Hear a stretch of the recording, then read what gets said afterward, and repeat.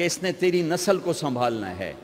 اگر یہ ساس کے بھی سنیں، سسر کے بھی سنیں، نندوں کے بھی سنیں، دیور کے بھی سنیں، پھر تیرے بھی سنیں، تو یہ تو پاگل ہے، یہ بچے کہاں سے پالے گی؟ یہ تو دن کو روئے گی کہ سس ہے آکھے، رات کو روئے گی سو رہے آکھے، اگلے دن آکھے گی میں نے تو تیری بہن ہے آکھے ہے۔ تو اس کو تو بچے پالنے کا وقت نہیں۔ ہماری نسل کیوں برباد ہو گئی؟ کہ ماؤں نے اپنی ڈیوٹی چھوڑ دی ہے۔ 3 سال کا بچہ اسکول میں ڈال رہے ہیں،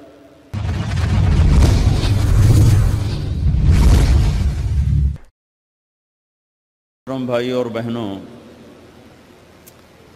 اسلام زندگی گزارنے کا وہ طریقہ ہے جو اللہ نے اپنے علم کامل سے ہمیں عطا فرمایا۔ بنیادی طور پر انسان کے بارے میں اللہ تعالیٰ فرماتے ہیں وَمَا أُوتِيتُم مِّنَ الْعِلْمِ إِلَّا قَلِيلًا، کہ میرے بندو تمہارے پاس علم بہت تھوڑا ہے۔ جو جس لائن میں جہاں پر بھی ہے تو یہ آیت اس کے اوپر آتی ہے، تھوڑا علم ہے۔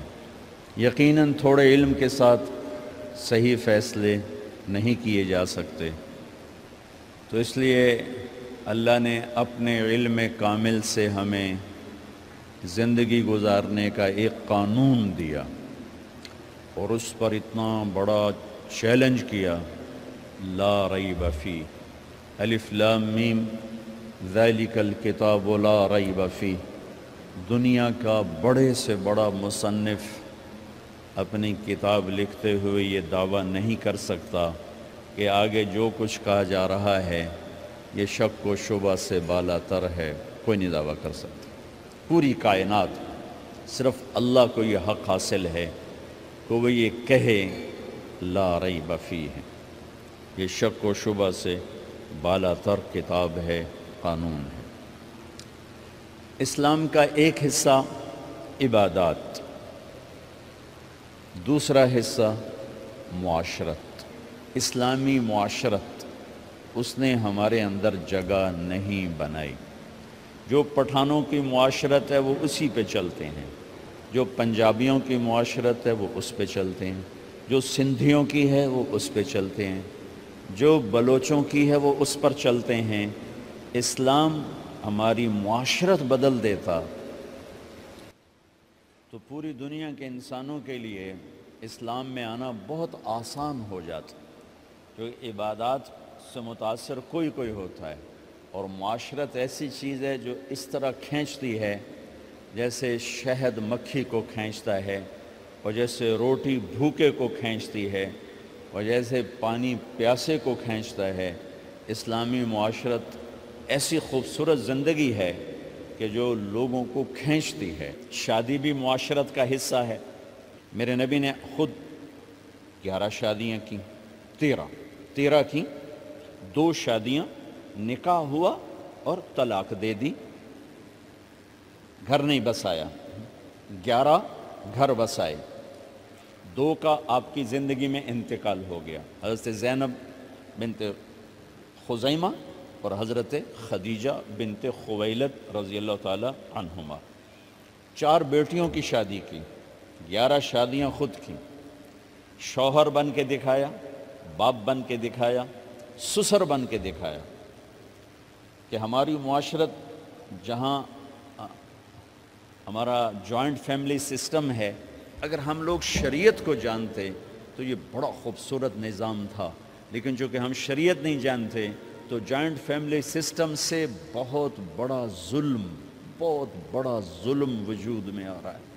یہ وہ ظلم ہے جو عدالتوں میں ڈسکس نہیں ہو رہا، جو پنچایتوں میں ڈسکس نہیں ہو رہا، یہ وہ ظلم ہے جو گھروں میں ہو رہا ہے، کیونکہ اپنی وہ حدود باؤنڈری لائن نہیں جانتے کہ میری باؤنڈری کہاں سے شروع ہوتی ہے اور کہاں جا کر ختم ہوتی ہے۔ ایک گھر کیسے چلنا چاہیے اس پر سینکڑوں آیات آئی ہیں۔ اتنی آیات نماز کے لیے نہیں آئیں جتنی ایک گھر کیسے چلنا چاہیے، جتنی اس کے لیے آیات آئیں۔ سورۃ النساء ساری گھر کی زندگی بتاتی، سورۃ المائدہ گھر کی زندگی بتا رہی، سورہ تحریم گھر کی زندگی بتا رہی، سورہ طلاق گھر کی زندگی بتا رہی، سورہ بقرہ میں گھر کی زندگی کی سینکڑوں آیات ہیں۔ کہ ایک گھر کیسے چلنا چاہیے، چونکہ یہ نہ مولوی جانتا ہے، نہ جج جانتا ہے، نہ یہ اے سی بچہ جانتا ہے، نہ ڈاکٹر جانتا ہے، نہ دیہاتی جانتا ہے، نہ شہری جانتا ہے کہ گھر کیسے چلتا ہے۔ چونکہ یہ چیپٹر میں آپ کو کیا گلا دوں، ہمارے مدرسوں میں بھی نہیں پڑھایا جاتا۔ ہمارے مدرسے بھی زور دکھاتے ہیں جہاں کوئی اختلافی بات آ جائے، پھر انہوں نے ویکھن والے ہوندے زور کیویں لگدے، جہاں کوئی اخلاقی بات آ جائے تو استاد بھی ٹھنڈا ہوتا ہے، شاگرد بھی ٹھنڈے ہوتے۔ تو یہ چیپٹر تو پڑھائے نہیں جاتے، مدرسوں میں بھی نہیں پڑھائے جاتے، تو میں آپ سے کیا گلہ کروں؟ تو ہمارے مدرسے سے پڑھے ہوئے بچوں کو نہیں پتہ، ہمارے علماء کو نہیں پتہ کہ گھر کیسے چلتا ہے، کہ نبی کی وہ زندگی جو گھر میں تھی وہ کیسی تھی، یہ نہ پڑھی جاتی ہے نہ پڑھائی جاتی۔ 11 شادیاں شوق کی تھیں، 11 شادیاں شوق کی تھیں۔ شوق ہوتا تو 25 سال کا خوبصورت جوان 40 سال کی عورت سے شادی کرتا، جن کے 2 شادیاں پہلے ہو چکی ہیں اور ہر شادی سے اولاد موجود ہے، اور آپ ایسے حسین ہیں کہ حضرت عائشہ فرماتی ہیں کہ یوسف علیہ السلام کو دیکھ کر عورتوں نے ہاتھ کاٹے تھے، میرے محبوب کو دیکھتی تو سینے چیر کے بیٹھ جاتے۔ اور ام معبد ایک بدو عورت نے آپ کا حلیہ بیان کیا تھا، رأیت رجلا ظاہر الوضاء ابلج الوجہ، میں نے ایک جوان دیکھا یوں لگا جیسے چاند زمین پہ اتر آیا۔ کیا کہنے، لم تعبہ خجلا لم تزری بہ سعلا، نہ پیٹ آگے نکلا ہوا، نہ سر کے بال اڑے ہوئے، حسین، دیکھتے ہی نظروں میں جچ جانے والا، وسیم، جتنا دیکھوں اتنا دیکھنے کا شوق بڑھتا چلا جائے، قسیم، جدھر سے دیکھوں حسن ہی حسن نظر آئے، ان تکلم علیہ البہا، بولے تو نور چھا جائے، ان سکت علیہ الوقار، چپ ہوں تو وقار چھا جائے، ادعج، موٹی آنکھ، اکحل، سرمگی، اشکل، لمبی، احور، سیاہ، اہدب، پلکیں دراز، فی عینیہ دعج، آنکھوں میں ایک کشش، فی صوتہ سحل، آواز میں جادو، فی عنقہ سطع، گردن سراہی دار، فی لحیتہ کفافہ، داڑھی بڑی خوبصورت، سہل الخدین، گال بڑے خوبصورت، نہ پچکے نہ ابھرے، ولیع الفم، ہونٹ جیسے گلاب کی پنکھڑی، براق الثنایا، دانت ایسے تھے مسکراتے تھے تو دانتوں سے نور نکلتا دکھائی دیتا تھا، عظیم الہامہ، بڑا سر، شدید سواد الشعر، سیاہ کالے بال، رجل الشعر، نیم گھنگریالے بال، واسع الجبین، چوڑا ماتھا، ازج الحواجب، بھویں گول کمان جیسی، اشم، ناک یہاں سے اٹھا، اقن العرنین، آگے سے باریک، لہو نور یعلوہ، یہاں نور جگمگ جگمگ کرتا رہتا تھا، ان انفرقت عقیقت و فرق و الا فلا، جب کبھی مانگ نکالتے، کبھی نکالتے تھے کبھی نہیں نکالتے تھے، جب کبھی مانگ نکالتے اور پگڑی شریف اتارتے، ٹوپی اتارتے تو مانگ سے نور نکلتا نظر آتا تھا۔ ایسے جوان کو لڑکی نہیں ملے گی، ایسا حسن و جمال۔ اما عائشہ رضی اللہ عنہ وہ سی رہی تھی کرتا سی رہی تھی کپڑا، تو سوئی گر گئی، تو کمرے میں اتنی روشنی نہیں تو اس کے یوں کر رہی تھی، اتنے میں میرے نبی اندر آئے تو آپ کے چہرے کے نور سے سوئی چمکنے لگی، ایسا حسن و جمال۔ اور 40 سال کی عورت سے شادی ہو رہی اور 25 سال ان کے ساتھ گزار دیے، 50 برس کے ہو گئے، 50 سال کے بعد 10 شادیاں، جبکہ شوق اور خواہش ختم ہوتی چلی آ رہی ہوتی ہے۔ میرے نبی نے کہا ما زوجت وما تزوجت الا بوحی من السماء نزل به جبرائیل، فرمایا لوگوں میں نے جہاں شادی کی، میں نے جہاں بیٹی دی، پہلے آسمان سے وحی آئی پھر میں نے قدم اٹھایا، پھر فرمایا میں نے جہاں شادی کی، میں نے جہاں بیٹی دی، آسمان سے بشارت آئی کہ سب جنتی ہیں، سب جنتی۔ یہ شوق کی شادیاں نہیں تھیں، یہ امت کو سکھانے کے لیے، معاشرت کہ احکام بارش کی قطروں کی طرح ہیں۔ نماز، روزہ، حج، زکوٰۃ کے احکام مختصر، 5 وقت نماز پھر چھٹی، سال میں 1 دفعہ زکوٰۃ پھر چھٹی، زندگی میں 1 دفعہ حج پھر چھٹی۔ لیکن 24 گھنٹے میرے ساتھ کوئی لگا ہوا ہے، میں کسی کے ساتھ لگا ہوا ہے۔ میرا کبھی روپ باپ کا ہے، کبھی خامد کا ہے، کبھی بھائی کا ہے، کبھی بیٹے کا ہے، کبھی سسر کا ہے، کبھی چاچے کا ہے، کبھی مخالف کا ہے، کبھی مسجد میں ہے، کبھی دکان پر ہے، کبھی جج کی کرسی ہے، کبھی اے سی کی کرسی ہے، کبھی قائد ہے، کبھی ماتحت ہے، کبھی افسر ہے، کبھی چپڑاسی ہے۔ میرے تو لاکھوں روپ ہیں، ہر روپ میں میرا اللہ کیا چاہتا ہے؟ بارش کے قطروں کی طرح احکام ہیں ہماری طرف۔ اس میں سے ایک یہ مجلس ہے شادی کی، کہ ایک لڑکا اور لڑکی کیسے زندگی گزارے یہ سمجھانے کے لیے، خامد اور بیوی کیسے زندگی گزاریں یہ سمجھانے کے لیے میرے نبی نے 11 شادیاں کی، اور اپنی عرب کی معاشرت کو توڑ کر اپنی معاشرت ان پر نافذ فرمائی اور اپنی خوبصورت زندگی ان تک پہنچائی۔ عرب میں عورت کو ذلیل سمجھا جاتا تھا، اب بھی کوئی خاص عزت کوئی نہیں ہے، تو میرے نبی نے فرمایا خیرکم خیرکم لأہلِ، سب سے بہترین مسلمان وہ ہے جو بیوی سے اچھا سلوک کرتا ہو۔ وما انا خیر لأہلی، اور تم سب میں میرا سلوک اپنی بیویوں کے ساتھ سب سے اچھا ہے، سب سے اچھا ہے۔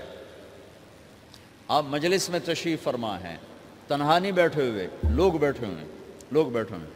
ایک صحابی پوچھتے ہیں یا رسول اللہ آپ کو سب سے زیادہ کس سے محبت؟ آپ کو سب سے زیادہ کس سے محبت؟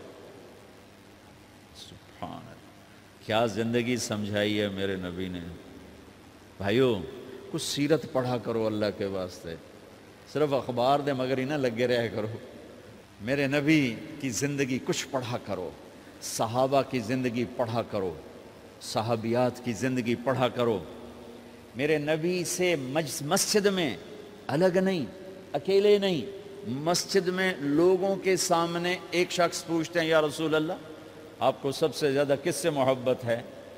آپ نے کہا عائشہ سے۔ ہمارے ماحول میں کوئی یہ کہہ سکتا ہے مجھے اپنی بیوی سے سب سے زیادہ پیار ہے؟ اس سے ویلے انہاں فتویٰ لا بے ران مرید آ گیا ہی نہیں، آئے ویکھو بھائی زان مرید آ گیا جے۔ جس سے سب سے زیادہ محبت کرنی تھی اسی کو سب سے زیادہ ذلیل کرتے ہیں۔ دیکھو سب سے اہم رشتہ، میری بات غور سے سننا چونکہ ہمارا معاشرہ اس کو شاید ہضم نہ کر سکے تو آپ بھی نہیں کر سکیں گے، سب سے اہم رشتہ خامد اور بیوی ہے، سب سے مقدس رشتہ ماں باپ، سب سے مقدس رشتہ ماں باپ، لیکن سب سے بنیادی رشتہ خامد اور بیوی ہے۔ اللہ نے پہلا رشتہ جو دھرتی پہ قائم کیا وہ ایز اے ماں باپ نہیں، ایز اے خامد اور بیوی۔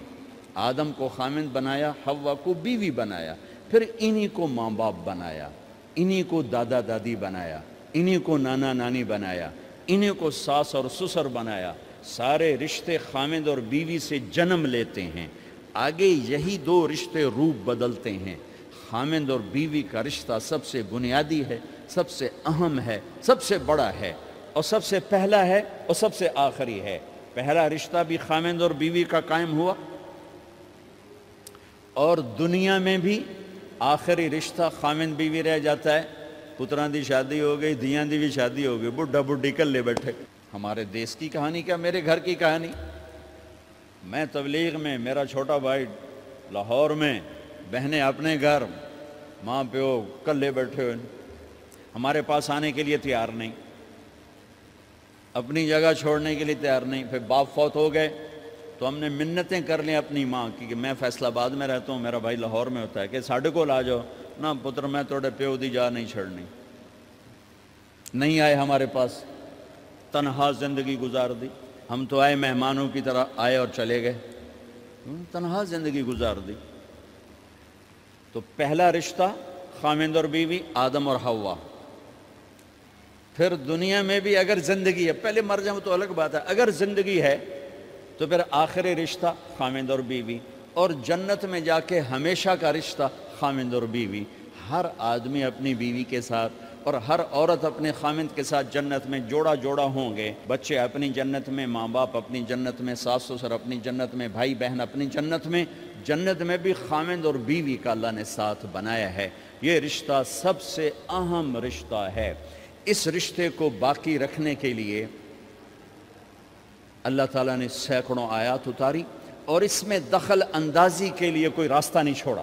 اولاد کو بھی نہیں چھوڑا کہ خامند اور بیوی کے رشتے کو. بعض بیویاں ایسی نادان ہوتی ہیں کہ اولاد کی محبت میں خامند کو ڈیگریڈ کرتی ہیں.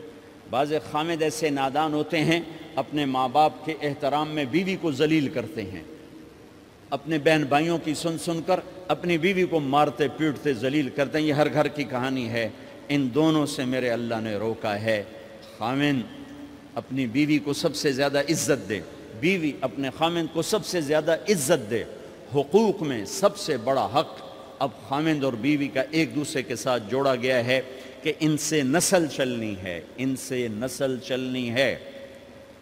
آپ حیران ہوں گے، بیوی کے ذمہ خامند کی روٹی پکانا شریعت نے نہیں لگایا، تو خامند کے ماں پیو کی روٹی کیسے ذمہ ہوگی؟ خامند کے بہن بھائیوں کی روٹی کیسے ذمہ ہوگی؟ کتنی بہنوں نے گھر اجاڑ دیے بھائیوں کے، کتنے ساس سسر نے اپنے بیٹے کے گھر اجاڑ دیے.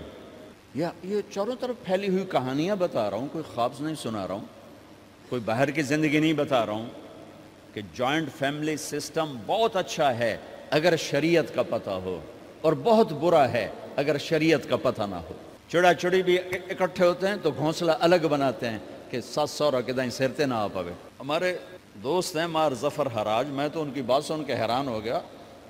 کوئی دین کا پتہ کوئی نہیں، شریعت کا پتہ کوئی نہیں، بہت شریف آدمی، ہمارے قریب پڑوسی ذمہ دار ہیں. تو ان کے بیٹے کا نکاح پڑھانے میں کہ جیسے ابھی عزیز کا نکاح پڑھانا، ان کے بیٹے کا نکاح تھا. تو ابھی مہمان نہیں آئے تھے تو ہم ایسے بیٹھے تھے تو مجھ سے کہنے لگے مولانا صاحب میری بیگم میں نے آکھیا کہ گل سن آپ ہن ہنڈ گئے ہیں، ان کر میرے پوتر دا گھر وکھرا بنا. او نوے اساں کہہ دی دھی لائے تے آئیے تو مڑ اساں ادھر تے سر تے بیٹھے ہوئیے، پہلے میرے پوتر دا گھر وکھرا بنا، او دی ڈولی وکھری لایا تو مڑ میں شادی کرساں پتر دی. چلو وہ تو طاقت رکھتے تھے، انہوں نے الگ گھر بنایا. شریعت نے یہ عورت آنے والی لڑکی کا حق رکھا ہے کہ اگر خامند کے پاس طاقت ہے تو اس کو الگ گھر دے. اگر وہ ڈیمانڈ کرے کہ آپ مجھے الگ گھر لے کر دیں تو یہ ماں باپ کی نافرمانی نہیں، یہ حق تلفی نہیں، اس آنے والی کا حق ہے کہ اس نے تیری نسل کو سنبھالنا ہے. اگر یہ ساس کے بھی سنیں، سسر کے بھی سنیں، نندوں کے بھی سنیں، دیور کے بھی سنیں، پھر تیری بھی سنیں، تو یہ تو پاگل ہے. یہ بچے کہاں سے پالے گی؟ یہ بچوں کی تربیت کب کرے گی؟ یہ تو دن کو روئے گی کہ ساسا آکھے، رات کو روئے گی سو رہے آکھے، اگلے دن آکھے گی میں نے تو تیری بہن آکھے ہے. تو اس کو تو بچے پالنے کا وقت نہیں. ہماری نسل کیوں برباد ہو گئی کہ ماؤں نے اپنی ڈیوٹی چھوڑ دی ہے. 3 سال کا بچہ سکول میں ڈال رہے ہیں، بلا سکول والوں کیڑی فکر ہے، انہوں نے پیسے لے کے انہوں کھڈاونا. میرے نبی نے کہا 7 سال تک تو نماز بھی نہ کہو، گلے سے لگا کے رکھو. 7 سال تک نماز بھی نہ کہو، بس اس کو قریب کرو قریب کرو قریب کرو. 10 سال میں جا کے نماز کہو. 3 سال کے بچے کو ڈالتے ہیں اسکولوں میں، اس کے لاشعور میں ماں باپ سے نفرت پیدا ہو جاتی ہے. یہ میری اب بیتی ہے. اللہ نے مجھے تبلیغ میں لگا دیا تو شریعت پڑھنے کے بعد اللہ نے میرا سر جھکا دیا، ورنہ میں تو بالکل باغی ہوتا. تو میرے نبی فرما رہے ہیں 7 سال تک نماز بھی نہ کہو، بس سینے سے لگا کے رکھو تاکہ تمہاری صفات منتقل ہوں اور تمہاری محبت ان کے اندر منتقل ہو. تو جب بیوی پر پورے گھر کا بوجھ پڑ گیا تو وہ اپنے بچوں کو کب پالے گی اور بچوں کی کب وہ تربیت کرے گی؟ وہ تو صبح سے شام تک چولہے پر تھک چکی ہے، اور اوپر سے جو تانے ہیں وہ الگ ہیں، جلی کٹی، کبھی ساس کہہ رہی، کبھی سسر کہہ رہا، کبھی بہنیں، کبھی دیور. تو وہ تو بالکل بیچاری پاگل ہو جاتی. کہیں اس کا الٹ بھی ہوتا ہے، آنے والی ایسی آتی ہے کہ پورے گھر کو تباہ کر کے ماں باپ کو بھی دھکا دلا کے اپنے خامند کو لے کے نکل جاتی. ایسا بھی ہے لیکن یہ بہت کم ہے. ابتدائی رشتہ خامند اور بیوی ہے. خامند اور بیوی یہ ابتدائی رشتہ ہے. اللہ نے آدم کو بنایا اور حوا کو ساتھ بیوی بنایا، اولاد بعد میں دی. اور ایک اور بات، آدم کو بنا دیا مٹی کا پتلا کٹھا کر کے، مٹی کٹھی کر کے پتلا بنا دیا. 40 سال کے بعد روح ڈالی، چل بھائی جا جنت، اور اکیلے بھیج دیا، بیوی نہیں دی. حالانکہ اللہ چاہتا تو ساتھ ہی حضرت حوا کی مٹی کا ڈھیر بھی لگا دیتا، اس کا پتلا بھی تھپ دیتا، فرشتوں سے تھپوا دیتا، اور پھر 40 سال کے بعد دونوں کو اکٹھا جنت میں ڈالتا۔ بہت سارے پیغام، اس میں بہت سارے پیغام، تاخیر ساتھ نہیں بنایا، دیر سے بھیجا، انتظار قدر کو بڑھانے کے لیے کہ عورت کی قدر کرنا، کمزور ذات ہے، کمزور مخلوق ہے، قدر کرنا۔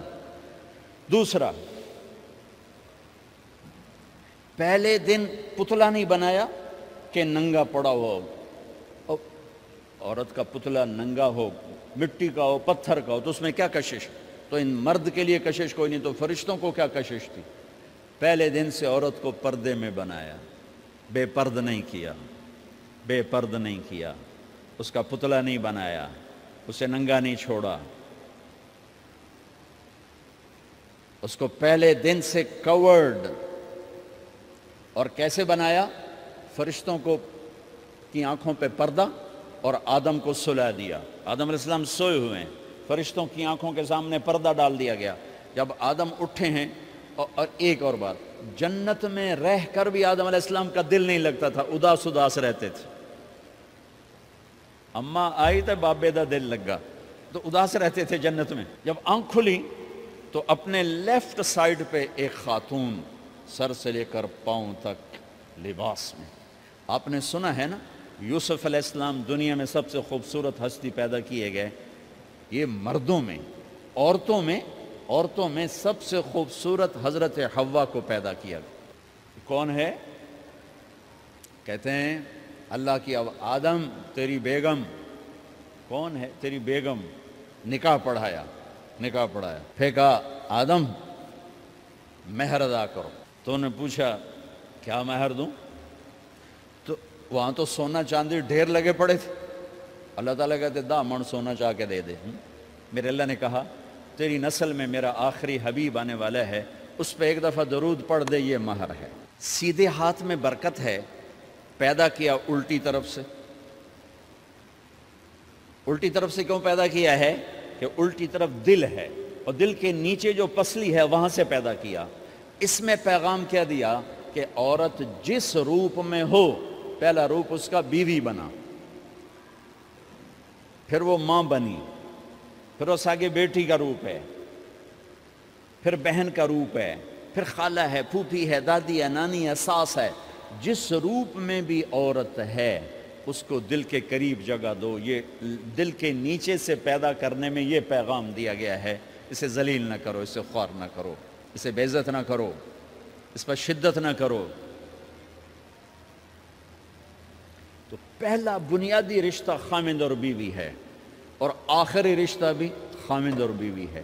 لیکن اس وقت ہمارے معاشرے میں خامند سے زیادہ اس کے ماں باپ حق جتلاتے ہیں، خامند سے زیادہ اس کی بہنیں حق جلاتی ہیں، خامند سے زیادہ اس کے رشتہ دار حق جتلاتے ہیں، اور جھوٹی سچی شکایتیں لگا کر بیوی سے متنفر کرتے ہیں، اور کہیں بیوی کو خامند سے متنفر کرتے ہیں، آپس میں لڑائی لڑا کے پھر خوش ہوتے ہیں۔ میرے نبی سے پوچھا جائے یا رسول اللہ آپ کو سب سے زیادہ کس سے پیار ہے؟ تو آپ نے کہا عائشہ سے۔ اللہ، وہ جھینپ کے کہنے کہ نہیں، میں پوچھ رہا ہوں لوگوں میں آپ کو کس سے زیادہ پیار ہے؟ تو آپ کہتے ابو بکر سے۔ تو آپ نے پھر کہا ابوہا، مجھے عائشہ کے باپ سے زیادہ پیار ہے۔ پھر پہلے عائشہ کا، تو پھر کہتے ابو بکر۔ تو آپ نے کہا نہیں، ابوہا، مجھے عائشہ کے باپ سے سب سے زیادہ پیار ہے۔ یہ آپ کو میسج دیا ہے کہ گھر کی زندگی کیسے ہوتی ہے، کوئی عشق نہیں چڑھا ہوا تھا، میسج دینا۔ ہم عائشہ چھوٹی عمر کی تھیں، ان کو آٹا گوندھ کے دیتے تھے، آٹا گوندھ کے دیتے تھے، پھر جب ان کو آٹا گوندھنا آ گیا پھر چھوڑ دیا، پھر ان کو سامنے بٹھا کر لقمے بنا کے کھلاتے تھے۔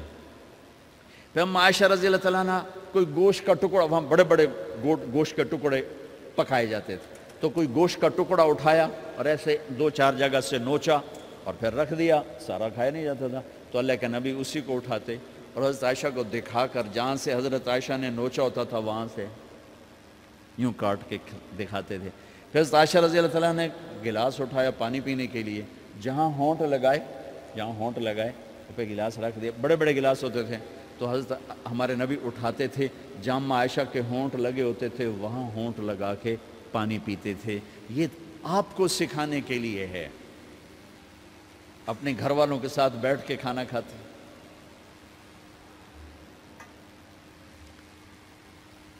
یہ میرے نبی کی معاشرت ہے، یہ میرے نبی کی زندگی۔ گھر میں جھاڑو دیتے، اپنے کپڑے خود دھوتے، کوئی چیزیں بکھری پڑی ہوتی تو بیوی کو نہیں ڈانٹتے، خود اٹھ کے سیٹ کر کے رکھ دیتے۔ گھر والوں کے ساتھ مل کر برتن دھوتے، صفائی کرتے، گھر والوں کے ساتھ مل کر۔ یہ میرے نبی کی ایک خوبصورت زندگی ہے بھائیوں بہنوں، ہم بھلا چکے ہیں۔ بیوی کے لیے خامند کو سب سے بڑا حقدار۔ بعض لڑکیاں ایسی نادانی کرتی ہیں کہ شادی کے بعد بھی اپنے ماں باپ کی آنکھ کو دیکھ کے چلتی ہیں۔ شادی کے بعد سب سے بڑا حق خامند کا ہے، شادی کے بعد سب سے بڑا حق خامند کا ہے۔ ماں باپ پیچھے چلے جاتے ہیں، بہن بھائی پیچھے چلے جاتے ہیں، لیکن یہ نادانیاں بھی دیکھنے کو ملتی ہیں کہ شادی کے بعد بھی ماں باپ اپنی بچی کو اپنے قابو میں رکھنے کی ترتیبیں سوچتے ہیں تو وہ بھی اپنی بچی کا گھر برباد کر دیتے ہیں۔ میرے نبی سے پوچھا گیا یا رسول اللہ عورت پر سب سے زیادہ کس کا حق ہے؟ تو آپ نے فرمایا اس کے خامند۔ ایک خاتون ہے، یا رسول اللہ میری شادی ہو رہی ہے تو میرے اوپر میرے خامند کا کیا حق ہے؟ تو آپ نے ارشاد فرمایا تیرے خامند کے جسم پر زخم ہو، زخموں میں پیپ پڑ جائے اور تو اپنی زبان سے چاٹ چاٹ کے زخم صاف کرے تو تو نے اپنے خامند کا حق ادا نہیں کیا۔ خامند کو سمجھایا کہ سب سے بہترین مسلمان وہ ہے جو بیوی سے اچھا سلوک کرتا ہے، اور میرا سب سے اچھا سلوک ہے اپنی بیویوں کے ساتھ، یعنی قاب قوسین او ادنا آپ کا مقام ہے۔ اللہ پاک کا دیدار اپنی آنکھوں سے کیا ہوا ہے، اور آپ ہمیں معاشرت سکھا رہے ہیں کہ ایک جہاد کے سفر سے واپس آ رہے ہیں، اما عائشہ ساتھ ہیں، تو آپ نے صحابہ سے کہا بھئی آگے چلے جاؤ، وہ سارے آگے چلے گئے۔ جب سارے نظروں سے غائب ہو گئے تو آپ نے کہا عائشہ دوڑ لگاؤ گی میرے ساتھ؟ عائشہ نے نہیں کہا، میرے نبی نے کہا دوڑ لگاؤ گی؟ آج کل کا کوئی علامہ بھی یہ نہیں کرے گا۔ عائشہ دوڑ لگاؤ گی میرے ساتھ؟ کہا جی لگاؤں گی۔ تو دوڑ لگائی تو عائشہ فرماتی ہے میں آگے نکل گئی، اللہ کے نبی پیچھے رہ گئے، چاہے آپ جان بوجھ کے آستہ ہوئے ہوں ان کی دل جوئی کے لیے۔ کچھ سال گزر گئے، پھر جہاد کے سفر سے واپسی ہو رہی ہے تو آپ نے صحابہ سے کہا بھائی آگے چلے جاؤ، وہ سارے آگے چلے گئے، غائب ہو گئے۔ عائشہ دوڑ لگائیں؟ کہا جی لگائیں۔ تو فرمایا کہ ان دنوں میں ذرا موٹی ہو گئی تھی، جب دوڑ لگائی تو اللہ کے نبی آگے نکل گئے، تو پھر آپ نے کہا عائشہ ہذہ بتلک، عائشہ اب تیرا میرا حساب برابر ہو گیا، اس دفعہ تو آگے نکل گئی، آج میں آگے نکل گیا۔ یہ میرے نبی کی معاشرت ہے کہ بھری محفل میں کہہ رہے ہیں مجھے عائشہ سے سب سے زیادہ پیار ہے۔ اور عرب میں عیب تھا، جیسے ہمارے ہاں بھی عیب ہے کہ کوئی بھری محفل میں کہ مجھے بیوی سے سب سے زیادہ پیار، کہ تیری ماں کتنے گئی؟ بھائی ماں کا اور خانہ ہے، بیوی کا اور خانہ ہے، ماں کی اور جگہ ہے، بیوی کی اور جگہ ہے۔ تو میں آپ سب سے کہتا ہوں ماں باپ کی وجہ سے بیویوں پہ زیادتی نہ کرو، بیوی کی وجہ سے ماں باپ پہ زیادتی نہ کرو۔ بڑے ہو تو بڑے بنو۔ ہمارے نبی تو آپ سسر بھی ہیں نا، آپ نے 4 بیٹیوں کی شادیاں کی، 2 تو ایک ہی کو دے دی عثمان کو، رقیہ اور ام کلثوم رضی اللہ تعالیٰ عنہما، حضرت عثمان کے نکاح میں، ابو العاص رضی اللہ تعالیٰ عنہ کو زینب، اور سب سے پیاری محبوب بیٹی حضرت علی رضی اللہ تعالیٰ عنہ۔ باقی 3 نکاح بڑے سادہ کیے، حضرت فاطمہ کا نکاح بڑے دھوم دھام سے کیا۔ ان کا رشتہ لے کر صدیق آئے، یا رسول اللہ میں خواہش مند ہوں، آپ چپ رہے۔ پھر حضرت عمر بعد میں گئے، یا رسول اللہ میں خواہش مند ہوں، آپ چپ رہے۔ تو عبد الرحمن بن عوف رضی اللہ تعالیٰ نے حضرت علی سے کہا علی تو جا، تجھے دے دیں گے۔ وہ کہنے کہ میں تو بہت غریب ہوں، مجھے کہاں دیں گے؟ حضرت علی کا ذاتی گھر بھی نہیں تھا، کسی سے ایک کوٹھا مانگ کے اس میں رہ رہے تھے مدینہ میں۔ کہا نہیں تو جا جا۔ تو یہ مسجد میں پہنچے، اللہ کے نبی کو دیکھا تو ایسا روب طاری ہوا کہ بولے ہی کچھ نہیں۔ اللہ کے نبی کو تو پتہ ہے کہ کیا ہے اور کس لیے ہے۔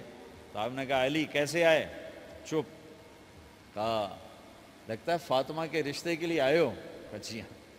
تو ہم نے کہا انشاءاللہ، اتنا کہا انشاءاللہ، اور چپ ہو گئے۔ تو حضرت علی چپ کر کے اٹھ کے باہر آ گئے، صحابہ باہر کھڑے ہوئے تھے، تو کہنے لگے یار دیکھا نا، میں تمہیں پہلے ہی کہتا تھا مجھے نہ بھیجو، انکار ہو گیا، بولے ہی کچھ نہیں۔ تو حضرت عبد الرحمن بن عوف کہنے لگے جنہوں نے بھیجا تھا، وہ کچھ تو کہا ہوگا، کہ بس انشاءاللہ کہا تو اللہ کے بندے ہاں ہو گئی، نبی کی انشاءاللہ ہاں ہوتی ہے، یہ ہاں کیوں نہیں کی؟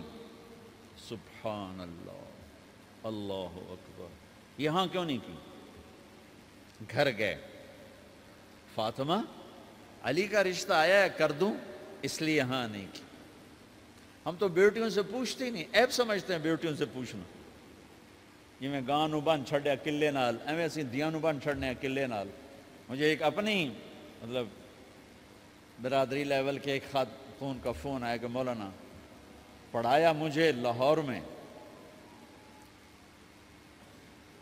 اچھے کالجوں میں، اور میری منگنی کرتے وقت مجھ سے پوچھا ہی نہیں، اور ایک شرابی سے منگنی کر کے مجھے اطلاع دی اسی تیری منگنی کر چھڑی ہے، فلانی تاریخ نو تیرا نکاح بھی ہونا ہے۔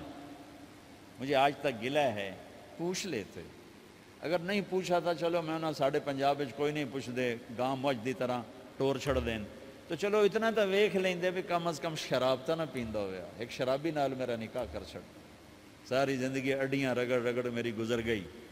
علی جیسا رشتہ آیا ہو تو اوپر سے حکم بھی آ چکا ہو کہ علی کو ہی دینا ہے، تو پھر آپ فاطمہ سے پوچھیں فاطمہ تیرا رشتہ آیا ہے علی کا کر دوں؟ حضرت فاطمہ نے ہاں کی تو پھر مسجد تشریف لائے۔ یہ آپ کو معاشرت سکھائی جا رہی کہ بیٹیوں سے بھی پوچھو، زندگی انہوں نے گزارنی ہے، تم نے تو نہیں گزارنی۔ بس میری غیرت دا سوال ہے، میں اتنا ہی کرنا نہیں تو بیٹھی رہے۔ میری اپنی فیملی میں اتنی عورتیں بوڑھی ہو کے قبروں میں چلی گئیں، بس اتنا ہی کرنا نہیں کرنا تو بیٹھی رہے، وہ بیٹھی رہ گئیں۔ یہ ظلم و ستم ہے جو تمہاری عدالت میں بھی نہیں آتا، کوئی کیس بھی نہیں ہوتا، لیکن اللہ کی عدالت میں کیس درج ہو چکا ہے کہ میرے نبی نے علی جیسے داماد کے لیے بھی پہلے پوچھا، حالانکہ اوپر سے اشارہ ہو چکا ہے۔ ابھی بتاتا ہوں میں، فاطمہ بیٹی علی کا رشتہ ہے کر دوں؟ انہوں نے کہا کر دیں، پھر کہا بلاؤ، پھر علی آئے، کہا علی جمع کرو لوگوں کو، مسجد ساری بھر گئی، تو آپ ممبر پر تشریف فرما ہوئے، حضرت علی کو ایسے سامنے بٹھایا، کہا لوگو مجھے جبریل اللہ کی طرف سے پیغام دینے آئے ہیں کہ میں اپنی بیٹی فاطمہ کا نکاح علی کے ساتھ کر دوں۔ آسمان سے وحی بھی آئی ہو اور پھر بھی پوچھا جائے، یہ میرے نبی کی معاشرت ہے۔ ہم تو پوچھنا عیب سمجھتے اور اسے ذلت سمجھتے ہیں۔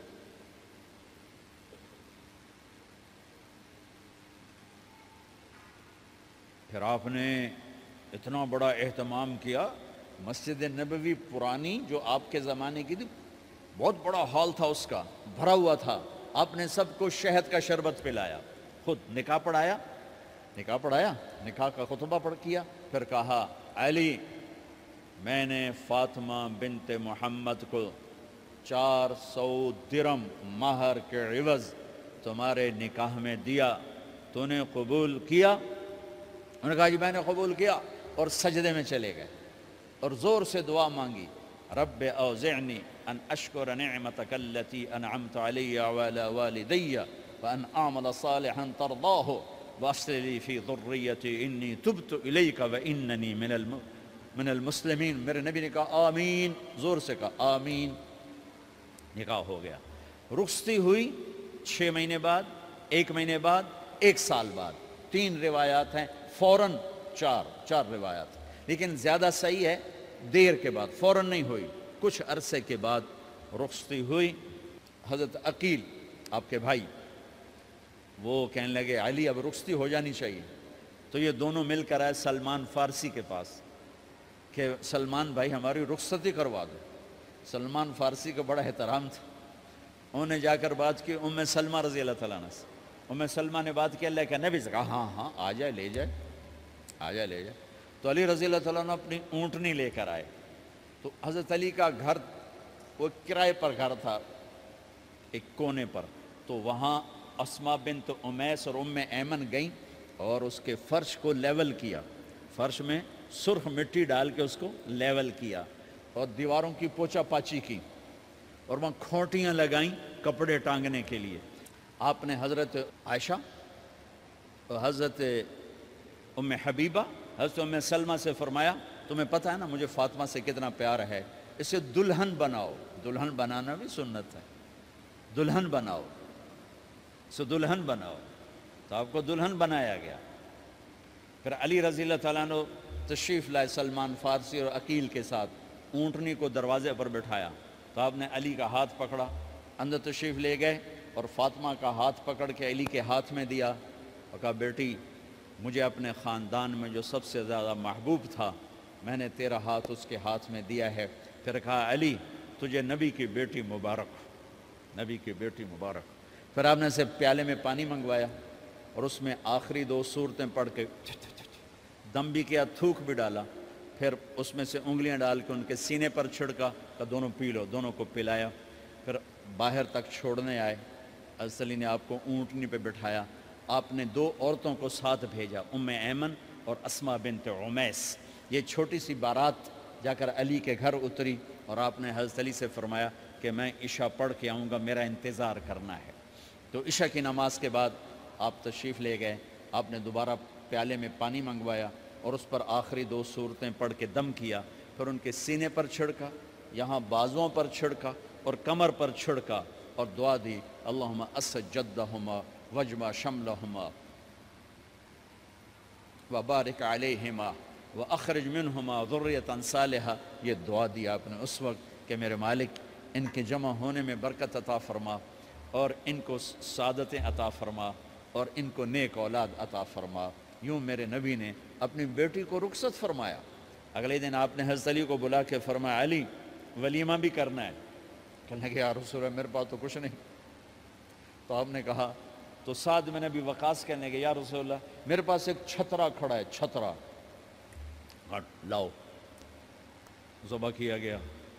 آپ نے اس میں چھوارے ڈلوائے, قورمہ بنوایا, قورمہ, اور اپنی طرف سے حضرت علی کو پیسے دیے کہ جاؤ جاؤ چھوارے, گھی, شہد خرید کے لاؤ. تو علی رضی اللہ تعالیٰ نے 5 درم کے چھوارے خریدے اور 3 درم کا شہد خریدا اور 1 درم کا گھی خریدا. 9 درم تھے ٹوٹل. تو آپ نے کافی سارا آ گیا تو چھواروں کی گٹھلیاں نکلوا کے ان کو پسوایا, پھر شہد اور گھی میں ملایا اور ایک سویٹ ڈش تیار کی اور اس کو حضرت علی کے ولیمے میں آپ نے اپنی طرف سے پیش کیا. تو اس دن تازہ روٹی جو کی پکائی گئی اور دیگ پر میرے نبی خود بیٹھے کھانا کھلانے, تقسیم کرنے خود بیٹھے. اب ایک چھترا ہے, 13-14 کلو گوشت ہے, 15 کلو, تو 50 آدمی کھا لیں گے. آپ نے کہا سارے مدینے کو دعوت ہے, سارے مدینے والے جتنے بھی آئے, اور میرے نبی خود دیگ سے نکال کے کھلاتے رہے. سارا مدینہ ولیمہ فاطمہ کا کھا گیا اور دیگ بھری پڑی تھی. تو ولیمے میں تکلف جائز ہے, سادگی بھی جائز ہے. سادگی بھی سنت ہے, تکلف بھی سنت ہے. ہاں جو ہماری خرافات ہیں, فضولیات ہیں, یہ تباہ کن ہیں, ان سے بچنا بڑا ضروری ہے. اور بھائیو, کسی کی شادی ہو, اس بچے کی ہو رہی ہے, یہ افسر ہے, ایک ریڑھی والے کی ہو, کسی بھی گھر کی آبادی کا ایک ہی سبب ہے, وہ میٹھا بول ہے, وہ اچھا سلوک ہے. جس کی بیٹی کو لے جا رہے ہو اسے عزت دینا, اور یہ جو جا رہی ہے یہ ان کو اپنا ماں باپ سمجھے, اپنے خامند کے ماں باپ کو اپنے ماں باپ سمجھے. جاتے ہی لکیریں لگانا نہ شروع کر دے, مینوں وکھرا کرتے نوائدے کرتے نوائدے کر. وہ اپنے گھر کا ایک فرد بن کے زندگی گزاریں. جو لے کے جا رہے ہیں ان کے ذمے ہے کہ اس کو بیٹی بنا کے لے جائیں. سسرال جو ہوتے ہیں وہ ہمیشہ عیب دیکھتے ہیں, خوبیاں انہیں نظر ہی نہیں آتی. تو کھٹ بٹ تو ہوتی رہتی ہے, کوئی ایسی بڑی بات نہیں.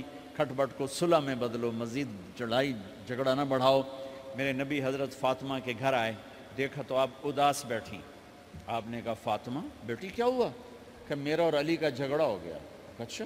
خود گئے, بیٹی کے باپ ہو کر دیکھا تو حضرت علی مسجد میں سوئے ہوئے تھے. آپ نے ان کو اٹھایا, کہا یا ابا تراب قم, آپ کو یہ ٹائٹل یہاں ملا, اے ابو تراب. فرمایا کرتے تھے کل کائنات ملتی تو اتنی خوشی نہ ہوتی جتنا اس ٹائٹل کی خوشی ہے. ابو تراب کہنے کا کیا مطلب تھا کہ اظہار محبت کے لیے ایسے ٹائٹل دیے جاتے تھے. تو ابو تراب کہہ کر یہ میسج دیا کہ میاں بیوی کی لڑائی ہوتی رہتی ہے, میں تجھ سے ویسے ہی محبت کرتا ہوں جیسے پہلے کرتا تھا. یہ میسج دیا اس نے. اب حضرت علی کو لائے اٹھا کر اور گھر میں تشریف لائے. نہ علی کی سنی نہ فاطمہ کی سنی. ہاں بھائی علی کی مسئلہ ہے, ہمیں فاطمہ کیا مسئلہ ہے. یہ مسئلے سن کے بھی زیادہ لڑائی ہو جاتی. صلح کراون علی بھی آپ ہو 2-4 لتر مار کے آ جاندے. تو میرے نبی نے کیا کیا, سبحان اللہ, زمین پر لیٹ گئے, ادھر علی کو لٹایا, ادھر فاطمہ کو لٹایا. علی کا ہاتھ اپنی ناف پہ رکھا, فاطمہ کا ہاتھ ان کے ہاتھ پہ رکھا, اور بیٹی کے ہاتھ پر اپنا ہاتھ رکھا. پھر فرمایا کہو ہماری صلح ہو گئی. علی کہو, فاطمہ کہو. دونوں نے کہا ہماری صلح ہو گئی.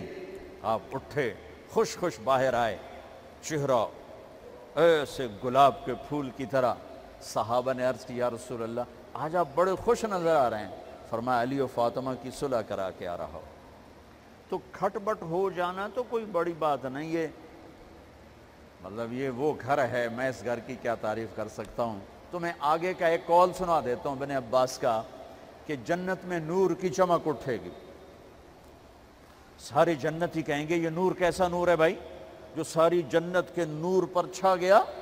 تو فرشتے بتائیں گے کہ او جنت الفردوس میں علی و فاطمہ بیٹھے ہیں, کسی بات پہ ہنسے ہیں, ان کے دانتوں سے جو نور نکلا ہے اس نے جنت کو روشن کر دیا. لیکن کھٹ پٹ یہاں بھی ہو گئی. ان سے بڑا گھر میرے نبی کا ہے, وہاں بھی کھٹ پٹ. ایک دفعہ آپ نے حضرت عائشہ سے کہا مجھے پتہ لگ جاتا جب تو مجھ پہ ناراض ہوتی ہے, مجھے پتہ چل جاتا ہے. انہوں نے عرض کی یا رسول اللہ آپ کو کیسے پتہ چلتا ہے؟ کہ جب تو مجھ پہ ناراض ہوتی ہے نا تو قسم اٹھاتے ہوئے کہتی ہے ابراہیم کے رب کی قسم, اور جب مجھ پہ راضی ہوتی ہے تو پھر تو قسم اٹھاتے ہوئے کہتی ہے محمد کے رب کی قسم. کہ ایسے مجھے پتہ چل جاتا ہے جب تو کہتے ہیں نا ابراہیم کے رب کی قسم تو مجھے پتہ چل جاتا ہے کوئی کھٹ بٹ ہو گئی ہے. تو نبی کے گھر میں بھی ہو جاتی ہے. یہ مسئلہ تو ختم ہوگا جنت میں. ہمارے ذمہ ہے کہ ان چیزوں کو کم کریں. یہ ایک میرے نبی کی معاشرت ہے میرے بھائیوں, اسے سیکھو, اسے سمجھو, اسے پڑھو. تو بھائیوں میرا نبی ایک زندگی دے کر گیا ہے. یہ چونکہ شادی کا موقع ہے اس کو میں نے تفصیل سے بیان کیا ہے, اس کی تفصیل بیان ہی نہیں کی جاتی. یہ اتنی ضروری ہے جتنی نماز ضروری ہے. نماز تو 5 وقت پڑھیں گے, زندگی 24 گھنٹے روپ بدل رہی ہے. ہر روپ میں میرا نبی کیا چاہتا ہے اس کو سیکھو, اس کو سمجھو. کرو گے اللہ آپ کو چمکائے گا, بنائے گا. اپنی کمائیوں میں حلال لاؤ, حرام سے بچو. جج بھی بیٹھے ہیں, وکیل بھی بیٹھے ہیں, کسی ظالم کے وکیل نہ بنو. وَلَا تَقُلْ لِلْخَائِنِينَ خَصِيمًا. آپ کو ایک آیت میں جوڈیشری, جج, مقننہ اور وکلاء کا پیغام اللہ کا سنا دیتا ہوں. اِنَّا أَنزَلْنَا إِلَيْكَ الْكِتَابَ بِالْحَقِّ لِتَحْكُمَ بَيْنَ النَّاسِ بِمَا أَرَاكَ اللَّهُ وَلَا تَقُلْ لِلْخَائِنِينَ خَصِيمًا. مقننہ, قانون ساز. تو اِنَّا أَنزَلْنَا إِلَيْكَ الْكِتَابَ بِالْحَقِّ, قانون بنانے کا حق اللہ کو ہے. اللہ کے قانون کو اپناؤ. آگے جج حضرات, فَحْكُمْ لِتَحْكُمَ بَيْنَ النَّاسِ بِالْحَقِّ. ججوں کو حکم ہے کہ حق فیصلے کرنا, بک نہ جانا, دب نہ جانا, حق کے فیصلے کرنا. تیسرا وکلاء کو وَلَا تَقُلْ لِلْخَائِنِينَ خَصِيمًا, ظالم بددیانت کی وکالت کے لیے کھڑے نہ ہو جانا ورنہ مارے جاؤ گے, مارے جاؤ گے. وَلَا تَقُلْ لِلْخَائِنِينَ خَصِيمًا, ان کے لیے دلائل قائم نہ کرنا ورنہ ہلاک و برباد ہو جاؤ گے. تو بھائیو یہ نکاح کو ذرا میں نے تفصیل سے بیان کی ہے کہ یہ زندگی ہے جس کو سیکھنا ہے. حلال کماؤ, بچوں کو حلال دو, بیوی کو حلال دو. اللہ کی قسم حرام سے کبھی بہار نہیں آتی اور حلال پہ کبھی خزاں نہیں. حلال کھانا, حلال کھلانا, تو تم شاد و آباد رہو گے. اللہ میں عمل کی توفیق بخشے.